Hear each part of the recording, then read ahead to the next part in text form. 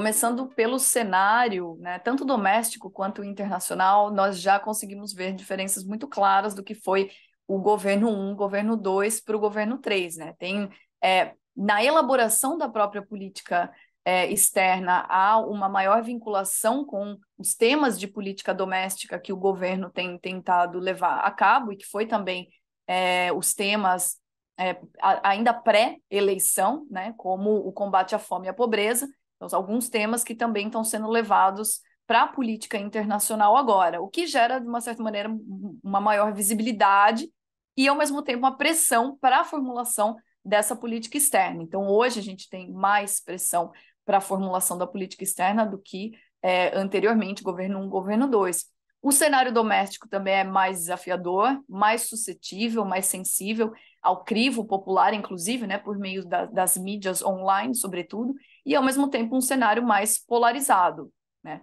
Agora, em termos de se mudou ou não mudou, né, a política externa do governo 3, exatamente por se desenvolver num cenário de maiores incertezas, de instabilidades e também polarizações, eu diria que a política externa brasileira hoje ela apresenta uma forma de face de Janus, que é aquela face que simultaneamente olha para o passado e para o futuro, né? Janus como a referência da mitologia grega, aquele deus da transitoriedade, da dualidade, dos portões, né? Deu o nome do mês de janeiro. E olha simultaneamente para o passado e para o futuro, e também para o ambiente doméstico e o ambiente internacional, na mesma medida, né? Ou seja, uma quadrupla face de Janus. Ela olha para trás, né, para o retrovisor, em termos de política doméstica, porque a política externa também tem uma memória da maneira de articulação do governo prévio. Então, nesse sentido, o governo tenta ser mais enfático do que os dois primeiros governos, né, e fica o direcionamento de que deve haver uma quebra absoluta da narrativa do governo anterior, que era tido como antiglobalista, né? Então, tem essa memória de governo doméstico para a elaboração de política externa. E, por esse motivo, o presidente, frisando ainda mais a diplomacia presidencial própria, que é própria da sua figura, né, enquanto governante, ele escolhe também o slogan "O Brasil voltou", né? Então, dessa maneira, a gente também tem essa vinculação com o retrovisor, vamos dizer assim. O Brasil agora passa a vincular de uma maneira muito mais clara suas particularidades e necessidades domésticas, né, inclusive como parte do plano de governo mesmo do Lula, com as suas articulações no plano internacional. E um exemplo claro disso por exemplo, o tema da segurança alimentar e da sustentabilidade, que são dois temas que eles englobam as motivações políticas domésticas, né? Então, falando aqui de sustentabilidade, o caso claro de demarcação de terras, né, criação de novos ministérios, segurança alimentar também pelo combate à pobreza e à miséria. Então, até mesmo antes dos resultados das eleições presidenciais no Brasil, a gente já tinha como ponto prioritário do governo retirar o Brasil do mapa da fome, né? E a política externa também traz uma memória dos governos 1 e 2 em termos de identidade nacional para a formulação do seu papel internacional. Ao mesmo tempo, olha para o futuro, porque vincula toda a elaboração da política externa com temas que vão ser a nova agenda, vamos dizer assim, no plano global, né? Como é o caso da sustentabilidade, enfim, um cenário mais instável, e, ao mesmo tempo, conectando essas áreas com iniciativas que possam trazer ou catapultar o Brasil também no cenário internacional, resgatando essa característica. Apesar de a formulação da política doméstica e externa do governo Lula frisarem, tanto no governo 1 como 2 e agora no terceiro, o combate à fome e à pobreza, a questão da diferença é exatamente marcar uma ruptura com o que foi na política doméstica dos anos anteriores. Então, a quebra, a diferença é exatamente frisar de que há uma retomada do que foi o governo 1 e 2. Eu acredito que a elaboração da política externa agora no governo 3, ela tem sido mais assertiva até pela própria conjuntura internacional. Não é? É uma volta do Brasil em pautas de temas globais, mas esses próprios temas globais estão mais tensionados, não é? Tem até uma consideração de volta de temas dentro da geopolítica, e antes os temas eram mais voltados para a consideração dos objetivos do desenvolvimento do milênio, da ONU. Então, o Brasil agora tem um cenário internacional e está tentando se projetar, né, ainda de maneira altiva e ativa, mas esse cenário já está mais tensionado do que o anterior, e isso reflete também um pouco na própria narrativa da política externa.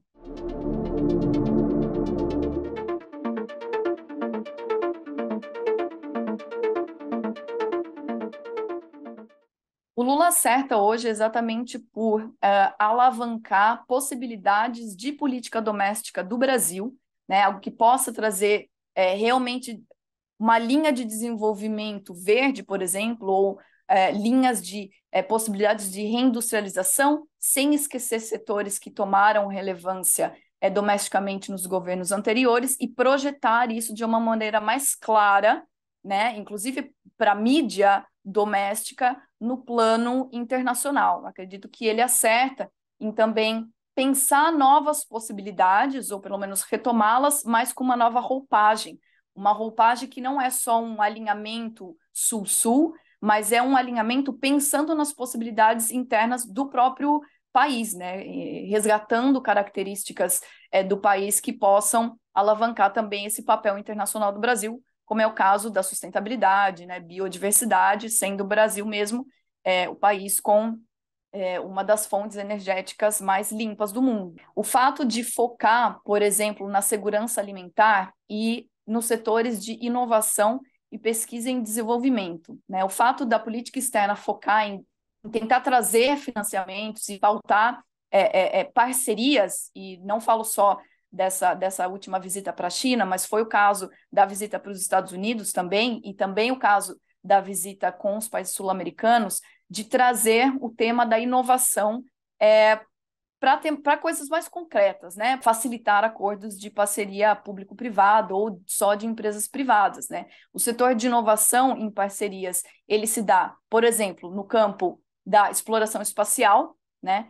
Ele se dá, por exemplo, no lançamento de novos satélites para previsibilidade da agricultura, né, que é algo muito prático. Ele se dá, por exemplo, na instalação de novos centros para pesquisa em saúde, né, que são possibilidades, não são só através das articulações com um país, mas vários países. O tema de inovação, tecnologia, saúde, são temas de grande relevância em política pública que não foram os temas que foram tão tensionados, né? Uma certa, vamos dizer, um certo consenso de que nós precisamos falar disso e precisamos tratar isso como pauta de política doméstica e externa. Acredito que essa vinculação com política externa, trazendo financiamento, inovações, parcerias, é algo que pode alavancar, inclusive, uma maior estabilidade econômica do Brasil. Tem uma questão do que a gente escuta da narrativa do presidente e de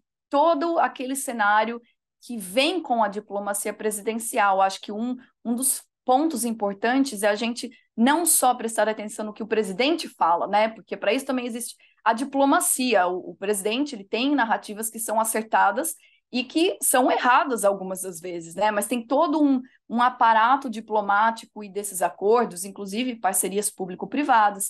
A gente tem a questão da paradiplomacia, não é? Que são os acordos acertados pelos estados, por exemplo, pelos municípios, e também as parcerias que são facilitadas no âmbito privado, né? Então, quando eu vejo, analiso, por exemplo, os acordos que são firmados e o foco, eu consigo ver que há um esforço em diversificar as parcerias possíveis, né? Por exemplo, o governo agora, a política externa, tentou aplacar o tema das startups, né, dos unicórnios brasileiros, tanto com os Estados Unidos quanto com a China, né, fazendo pitches de iniciativas brasileiras para que esses setores, inclusive incluindo saúde e também questão de drones, enfim, né, inovação para essas áreas. Eu acredito que, para além da narrativa, que muito possivelmente vai focar mais naquela questão geopolítica, das identidades dos países, a gente precisa entrar no cerne desses acordos e ver como que isso acontece de uma maneira devagar, obviamente, né? Também depende de um setor de investimentos em educação, no qual nós somos muito falhos, né? E decaímos, inclusive, por causa da pandemia e, enfim, diversos percalços no caminho. Mas há um esforço nesse sentido, né? Ele mesmo pode ser que não apresente isso como tema prioritário na sua fala, mas quando a gente vai para os acordos que estão acontecendo com essas visitas presidenciais, elas têm uma consolidação maior dessas possibilidades.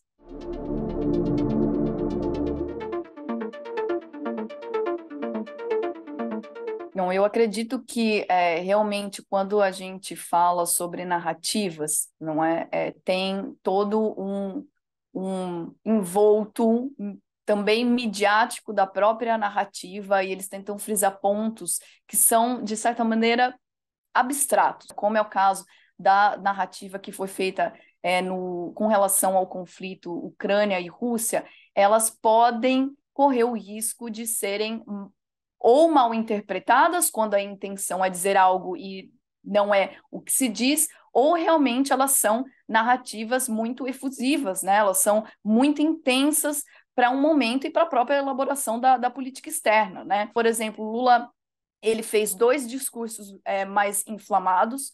O primeiro deles foi, inclusive, na cerimônia de posse da presidente Dilma no no novo Banco de Desenvolvimento do BRICS, em que no mesmo evento em que a Dilma, que agora é chefe do novo Banco de Desenvolvimento, ela chama, por exemplo, para uma parceria e colaboração com os bancos internacionais já de financiamento, como o Banco Mundial e o Fundo Monetário Internacional, o Lula faz um pronunciamento depois dela com um discurso mais inflamado do que o dela, né? Ao mesmo tempo pedindo para que ela tenha paciência para concretizar e consolidar os projetos, mas também colocando em xeque um sistema e talvez não seja este o foco, não é? Então isso gera uma inflamação também em como o discurso dele se projeta, porque o foco em ter, por exemplo, né, a troca das moedas ali, a troca corrente entre o real e o renminbi, por exemplo, não é a substituição do dólar, né? A questão focal não é a desdolarização propriamente, mas é abrir para novas possibilidades, até porque o próprio Estados Unidos tem uma clearing house, né, offshore, assim como outros países da Europa, como a Alemanha e França. Então, não é de se estranhar que o Brasil também tem uma clearing house, o problema é justamente a narrativa que vem com isso, né, da desdolarização. Então, ao meu ver, o erro é justamente mudar o foco, né, de um foco que era para ser muito mais pragmático, né, focando nessas novas possibilidades, né, na complementaridade, se quiser ver, até porque não seria de se estranhar, a China é a segunda maior economia do mundo, então isso em si não é um fato estranho. O que estranha, o que causa desconforto é justamente a narrativa. E o mesmo aconteceu no caso da Ucrânia, não é? O Brasil, na sua formulação de política externa, ele pauta por um não alinhamento automático, né? E nós vimos isso de uma certa medida, porque o Brasil também chegou a ter essas conversações com os Estados Unidos, por exemplo, né, votando em conjunto enfim, pautando-se também o conflito da Ucrânia na Rússia com as suas conversações com os Estados Unidos e, ao mesmo tempo, num cenário não tão distante, meio que se contradizendo ou fazendo um discurso mais inflamado. Eu acredito que, em termos de retórica, esse não foi o sentido, mas, obviamente, foi o que foi filtrado da sua narrativa, né? Então, a questão é que tem que se tomar cuidado, já que se propõe a se fazer uma diplomacia presidencial, os discursos importam. E, nesse sentido, talvez o Lula também tenha que tomar cuidado para, no freestyle, não é? Quando a narrativa ela toma o seu fervor, né? Na emoção ali de estar estabelecendo parcerias, ou do que ele, fundamentalmente, como pessoa, tende a crer, como ele vê o cenário global, ele tem que tomar cuidado com as palavras, inclusive, que ele usa, né?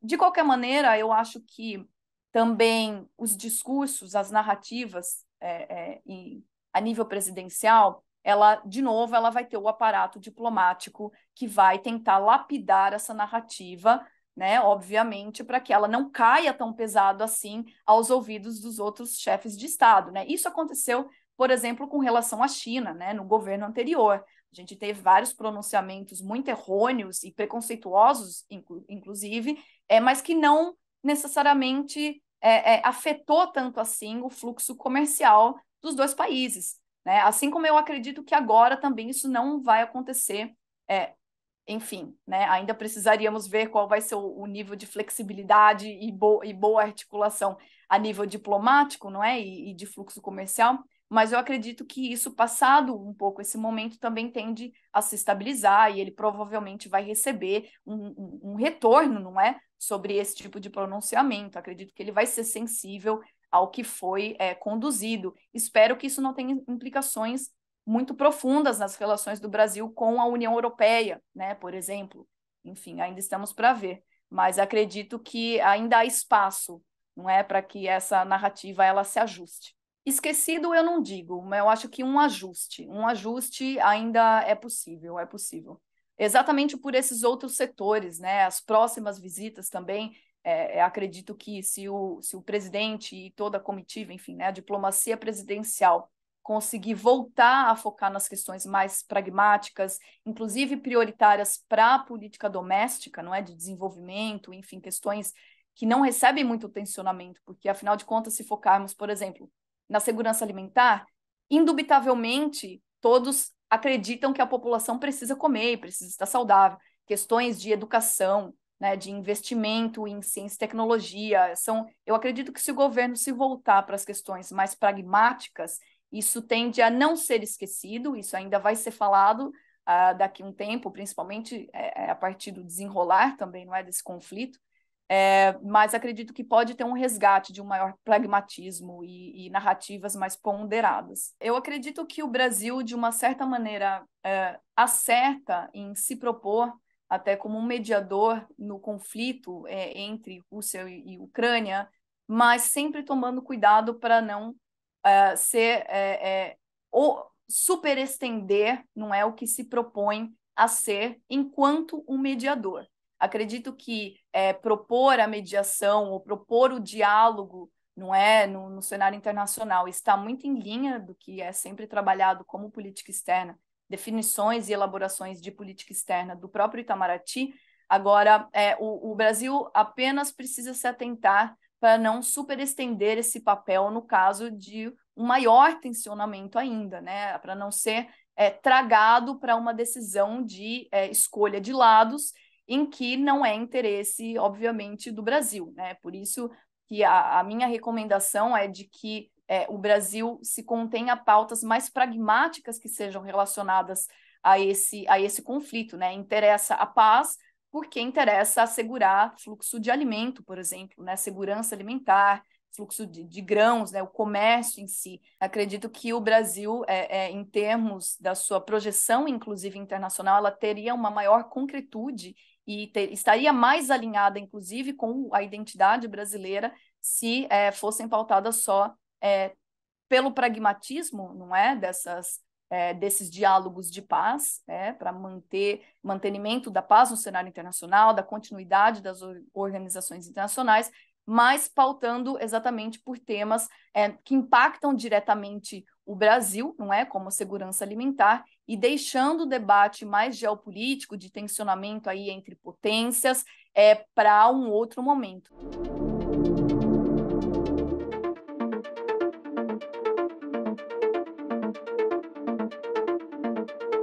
Bom, o melhor caminho para o Brasil, acredito que ainda seja manter uma política externa ativa, tentar manter o tanto quanto possível uma política externa de diversificação dessas parcerias, e não somente, né, para a própria projeção do Brasil no cenário internacional, a diversificação temática e de produtos, inclusive, né, projeção comercial do Brasil, também é interessante. Acredito que o Brasil deva se focar ainda na agenda temáticas do futuro, né? E por isso me refiro a questões de sustentabilidade, de inovação, não é? Em transição energética, focar em concretizar os objetivos de desenvolvimento sustentável, né? Sob a égide ainda das Nações Unidas e tentar manter um não alinhamento nas questões geopolíticas, né? Tentar não ficar perto do fogo nesse tensionamento, se pautando sempre pelo que é prioritário enquanto política pública para o Brasil. Eu imagino que esse é um caminho. E, de uma certa maneira,